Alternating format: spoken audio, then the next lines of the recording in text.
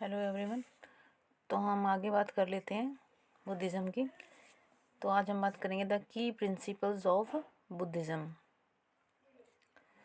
कोई भी रिलीजन है या ट्रेडिशंस हैं जिसे हम फॉलो करते हैं, उसमें कुछ ऐसा होता है कि हम भगवान की भक्ति करते हैं। मेन मोटिव हमारा क्या होता है कि हमें परमात्मा को प्राप्त करना है, उनकी भक्ति करनी है। तो ये जो मोटिव्स होते हैं, बुद्धिज़्म में ऐसा कोई मोटिव नहीं है। बुद्धिज़्म में मेन मोटिव क्या है?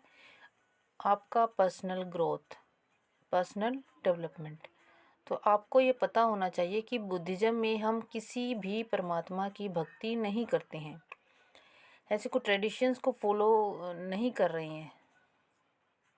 ऐसे किसी भी ट्रेडिशंस को हम इसमें फॉलो नहीं करते हैं जिसमें मेन मोटिव क्या हो हमारा कि हमें गॉड को प्राप्त करना है, भगवान को प्राप्त करना है। बट जो बुद्धिस्ट हैं वो फोकस्ड होते हैं कि हमें अपनी पर्सनल स्पिरिचुअल डेवलपमेंट करनी है। इससे क्या हो जाता है कि बुद्धिज्म एक रिलीजन नहीं रह रहा, ऐसा ट्रेडिशन बन गया जो हमारी पर्सनल डेवलपमेंट के लिए ज़रूरी है।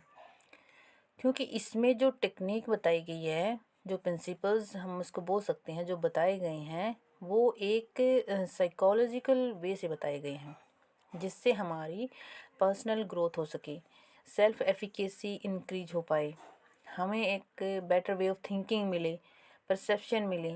तो उन सब से रिलेटेड है। तो अगर आपका थिंकिंग प्रोसेस चेंज हो जाता है तो क्या होगा? आपकी पर्सनल स्पिरिचुअल डेवलपमेंट होगी। तो किसी को फॉलो करने की ज़रूरत नहीं होगी, दुनिया को देखने का नज़रिया बदलेगा। तो ये क्या है? ये एक ह्यूमनिस्टिक वे हो जाएगा लाइफ को जीने का, एक मॉरल लाइफ हमारी होगी और अच्छी हमारे थॉट्स एंड एक्शंस के बारे में हम अवेयर हो पाएंगे कि हम क्या सोच रहे हैं, हमें क्या करना है, हम क्या करना चाहते हैं, हम इस दुनिया में आए ही क्यों हैं। अपनी सेल्फ परसेप्शन को देखने के लिए, अपने आप को जानने के लिए, अपनी विजडम, कंपैशन एंड अपनी अंडरस्टैंडिंग को और इंक्रीज़ करने के लिए जो प्रिंसिपल्स बताए गए हैं बुद्धिज़्म में, वो मेनली फोकस्ड हैं हमारे स्पिरिचुअल डेवलपमेंट पर। तो हमें ये पता होना चाहिए कि बुद्धिज़्म का मेन फोकस क्या है, कि जो बुद्धिज़्म के प्रिंसिपल्स के बारे में आगे हम बात करने वाले हैं, हम उसे क्यों फॉलो करें।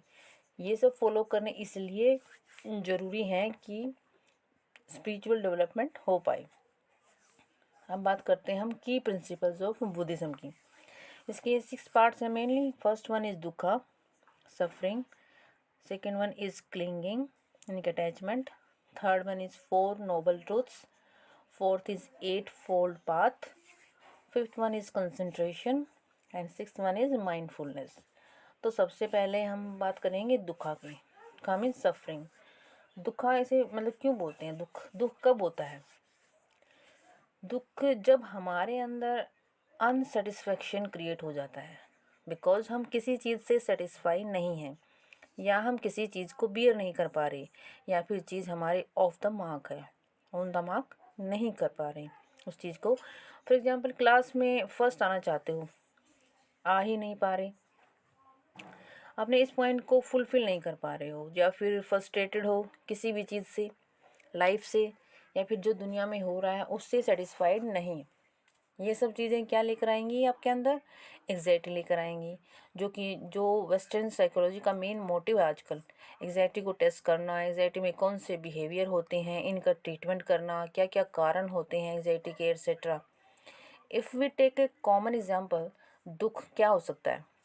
दुख एक पर्सीव रियलिटी है आपकी। आप कुछ सोच रहे हो कि ये चीज़ ऐसे होती है, बट वो चीज़ आपकी मैच नहीं कर रही जो एक्सपेक्टेड रियलिटी है, या जो आप चाहते हो। जैसे आप चाहते हो कि आप फर्स्ट आओ क्लास में, बट आप नहीं आ पा रहे हो, जितनी मर्जी मेहनत कर लो नहीं आ पा रहे हो, क्योंकि आप उतने एफर्ट ही नहीं लगा रहे। आप अपनी रियलिटी को तो समझ ही नहीं रहे। आप जो एक्सपेक्ट कर रहे हो, जो एक्सपेक्टेड रियलिटी है, उस पर फोकस कर रहे हो। जो परसीव्ड रियलिटी है जिस पे आज आपको मेहनत करनी चाहिए, उतनी मेहनत नहीं कर रहे। इससे क्या हो गया है कि आपका जो फीडबैक मैकेनिज़्म है वो कमज़ोर हो गया है या कमज़ोर है। There is discrepancy in your feedback mechanism. दैट आपको आपके बिहेवियर का सही पता ही नहीं है कि आप क्या चीज़ कर सकते हो। क्लास में फर्स्ट आने के काबिल भी हो या आप उतनी मेहनत कर रहे हो, या अगर आप फर्स्ट आना भी चाहते हो तो क्या आप वो चीज़ करना भी चाहते हो या नहीं, कि क्लास में फर्स्ट आकर आप कर भी क्या लोगे। आपको नॉलेज होनी चाहिए सबसे पहले, यानी कि आपको किसी चीज़ की नॉलेज है तो आपको फर्स्ट आने की इच्छा ही नहीं होगी। आपका जो मेन मोटिव है तो यही है कि भी मैं अपनी मतलब अपनी अच्छे से नॉलेज लूँ। तो जो नॉलेज लेना चाहता है वो पर्सन, वो ऐसा नहीं होता कि उसको फर्स्ट आना है क्लास में। दैट मीन्स कि आपका फीडबैक मैकेनिज्म कमज़ोर है, आपको पता नहीं है जो भी आप करना चाहते हो वो क्यों करना चाहते हो। तो ये सब चीज़ें आपके अंदर क्या लेकर आएंगी, अनडिज़ायर्ड इमोशंस को लेकर आएंगी, एग्जाइटी को लेकर आएंगी, एंगर क्रिएट होगा, फ्रस्ट्रेशन होगी, जेलसी होगी। एंग्जाइटी जैसे कि आप चीज़ों से डर जाते हो जल्दी से, या फिर आपके अंदर एक अपोजिट बिहेवियर आ जाएगा। जैसे एंगर किसी भी चीज़, जैसे कि आप फर्स्ट नहीं आ पा रहे तो एंगर दिखा रहे हो अपना, जो आप फर्स्ट्रेट हो रहे हो, या फिर जो फर्स्ट आ गया है पर्सन, या फिर जो पर्सन अच्छा कर रहा है आपसे तो आप उससे जेलस हो रहे हो। नेगेटिव फीलिंग्स आपके अंदर आ जाएंगी जो कि दुख का कारण बनती हैं।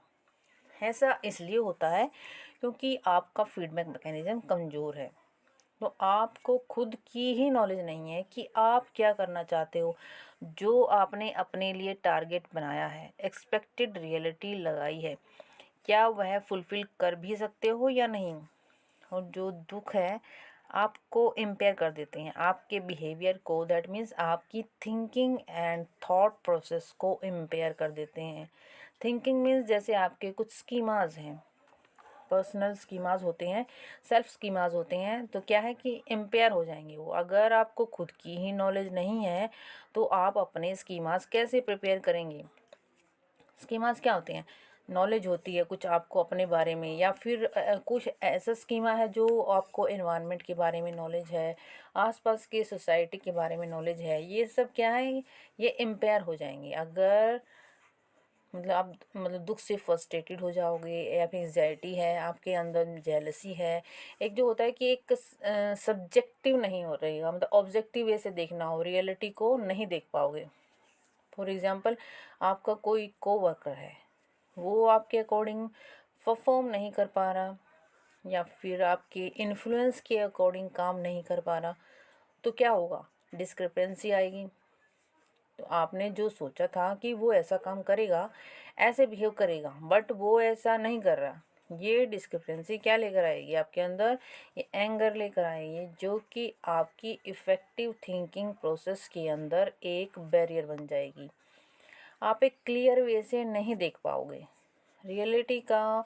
कई बार ऐसा होता है कि हम अपनी जो सेल्फ इमेज है उसको कंपेयर करते हैं अपनी आइडियल इमेजेस से या पॉजिटिव सेल्फ इमेजेस से। तो क्या होगा, तो क्या है कि जो फीडबैक मैकेनिज्म जो आपका है वो चेंज हो चुका है, यानी जो पर्सनल ग्रोथ नहीं हो पा रही। तो आप क्या सोच रहे हो, आप अपने लिए इतना हाई लेवल बना के चल रहे हो, शायद आप उसके या उसको पा ही ना पाओ। ये सब क्या कारण बनेंगे, आपके दुख के कारण बनेंगे। एग्जाइटी एंड डिप्रेशन ये सब आपकी तरफ लेकर जाएगा। इन सब से बचने के लिए आप क्या करोगे, एस्केप कंडीशनिंग करोगे। ये सब चीज़ जो दुख लेकर आ रही है, दुख से बचने के लिए या सिचुएशन में जाओ ही ना, तो क्या होगा, ये भी एक प्रॉब्लम का कारण बन जाता है। जैसे कि कुछ पर्सन होते हैं जो बिंज ईटिंग करते हैं। बिंज ईटिंग क्या होता है कि एक साथ बहुत सारा खाना खा लिया, फिर उसको वोमिट कर दिया, यानी कि उल्टी कर दी।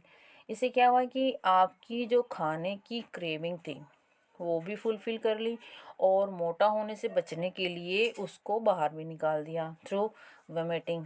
This is called binge eating.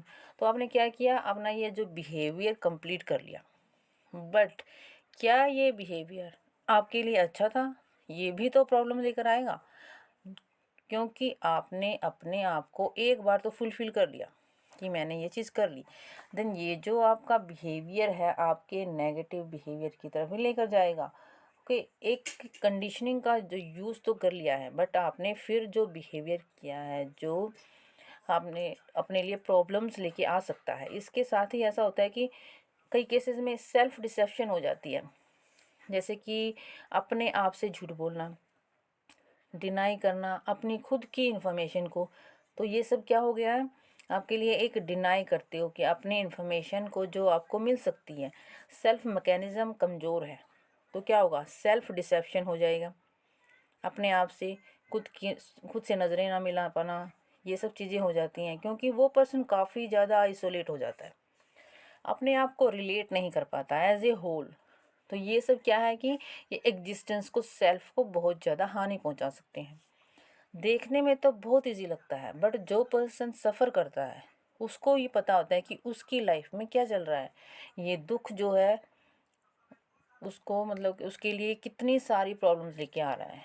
तो जो बुद्धिस्ट साइकोलॉजी है जो वो कंसेप्ट है जो वो पढ़ाया जाता है बुद्धिज़्म में, इसके डिफरेंट लेवल को अच्छे से स्टडी किया जाता है, और इसको कैसे दूर रहा जा पाए और कैसे इससे मतलब बचा जा सकता है, इस बारे में मेनली फोकस किया गया है।